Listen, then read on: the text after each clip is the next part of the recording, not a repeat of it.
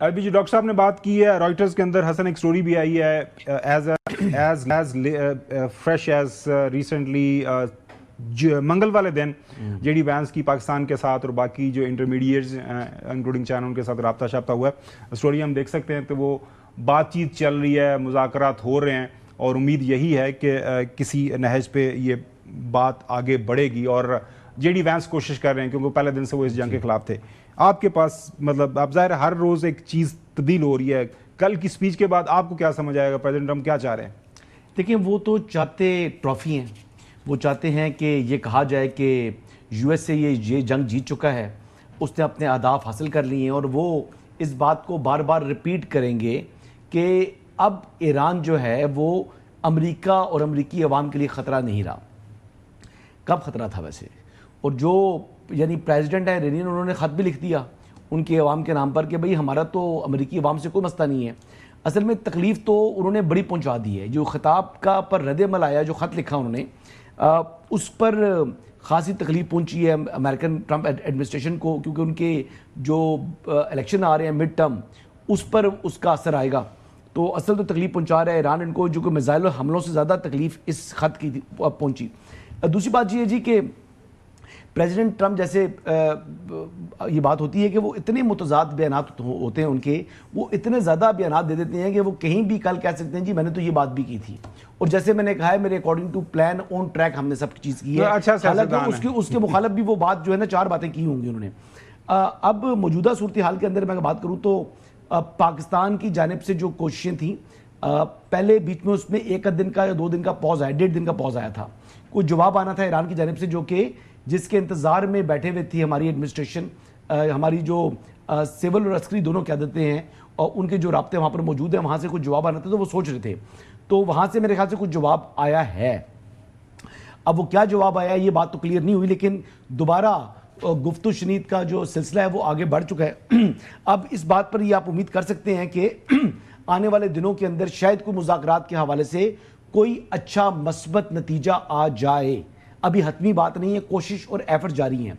रहा सवाल president Trump के खिताब का, वो तो बेसिकली एक किस्म का जो है ना, उसके बाद जो जल्जला आया अमेरिकी स्टॉक एक्सचेंज के अंदर, जो जल्जला आया इस वक्त आप देख लें कि जितनी ऑयल प्राइसेस के ऊपर कि वो झटके फील हो रहे थे और वो कीमतें जो है ना ऊपर जा रही थी, स्टॉक एक्सचेंज जो है वो नीचे आ रही थी और ऑयल की प्राइसेस जो है ऊपर जाना शुरू पड़ी हैं। तो इकोनॉमिकली जो नुकसान हो रहा है अमेरिका का, और जितनी बड़ी उनकी इकॉनमी है उतना ही बड़ा उनका नुकसान है। ईरान के नुकसान अपनी जगह, ईरान के अंदर जो इंफ्रास्ट्रक्चर तबाह हो रहा है वो हो रहा है, और पहले कौन सी सिविलियन साइट्स को टारगेट नहीं कर रहा अमेरिका और इसराइल, जो अब करेंगे?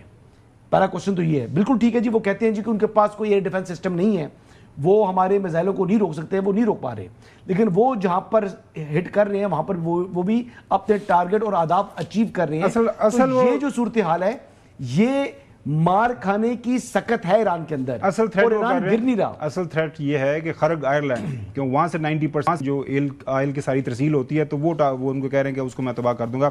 अच्छा गुलाम साहब, ईरान जो है अभी तक तुर्की जवाब दे रहा है। अल जज़ीरा की स्टोरी आपके सामने रख देते हैं, जिसमें वो जो ट्रंप की धमकी हैं उसको, वो ट्रंप थ्रेटन टू, उन्होंने कहा ईरान को वो धमकी दे रहा है और ईरान ने कहा है कि जी हम बिल्कुल फाइट बैक करेंगे। ईरान की फॉरेन मिनिस्ट्री के जो स्पोक्स पर्सन है उन्होंने कहा है कि हम जंग लड़ते रहेंगे जब तक अमेरिका और इजराइल हमारे ऊपर हमले करते रहेंगे, और उन्होंने कहा जी हम बिल्कुल ये टॉलरेट नहीं करेंगे। ये जो साइकिल है जंग का, बात करनी है, नेगोशिएशन करनी है, वो तो अलग बात है, लेकिन इसको बर्दाश्त नहीं किया जाएगा। इसी तरह अली अकबर वलायती हैं, उनके तर्जुमान हैं सुप्रीम लीडर के, उनका भी जो बयान है हमारे सामने है। तस्नीम न्यूज़ एजेंसी ने इसको कोट किया है कि वार उसी दिन वार ख़त्म होगी जिस दिन जो ईरानियन रिजॉल्व है वो ख़त्म करेगा। आप लोगों की जो हमलावर हैं उनकी मर्ज़ी से जंग ख़त्म नहीं होगी, सारा उनका बयान है।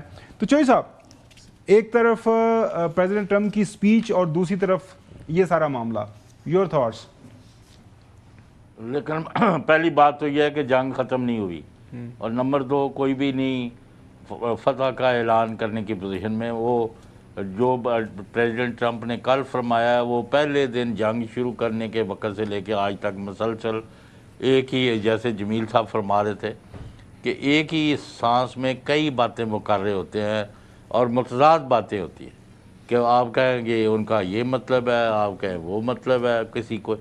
अभी मेरा जो खबर आप और जमील साहब से रिक्वेस्ट है, ये मुझे बताएं कि ईरान अमेरिका इसराइल सिचुएशन कहीं रूस और यूक्रेन की सिचुएशन की तरफ नहीं बढ़ रही, ना जंग ख़त्म है ना कोई उसमें फातिह है। ये बड़ा अहम सवाल है। डॉक्टर साहब मैं आपके पास आता हूं। डॉक्टर साहब इसके साथ एक खबर गार्डियन के अंदर छपी है, जो है बरतानिया कोशिश कर रहा है, वो कह रहा है कि आपने हॉर्मज़ को खुलवाने के लिए उसके ऊपर 35 ममालिक हैं, उनको इकट्ठा किया जाएगा। उसमें वो कह रहे हैं कि अमेरिका के साथ मिल के आबना हॉर्मज़ को खुलवाने की कोशिश की जाएगी। उसमें वो कह रहे हैं कि यूके है, फ्रांस है, साउथ कोरिया है, New Zealand, United Arab Emirates, Nigeria, मतलब सारी दुनिया के मुख्तलिफ ममालिक हैं इसके अंदर शामिल होंगे। सदर ट्रंप ने भी ये मशवरा दिया है, क्या आप मेरे साथ जंग में शामिल नहीं हुए? उसने रिपीटेड जो है उनकी रिक्वेस्ट की है, कम से कम ये जो स्टेट ऑफ हार्मुज़ है उसको खुलाने में तो आप अपना किरदार अदा कर सकते हैं।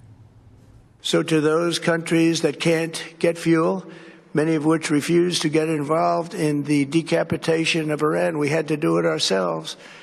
I have a suggestion. Number one, buy oil from the United States of America. We have plenty. We have so much.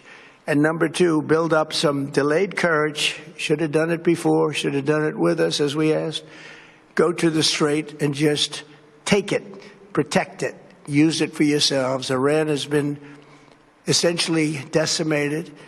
The hard part is done, so it should be easy. And in any event, when this conflict is over, the Strait will open up naturally.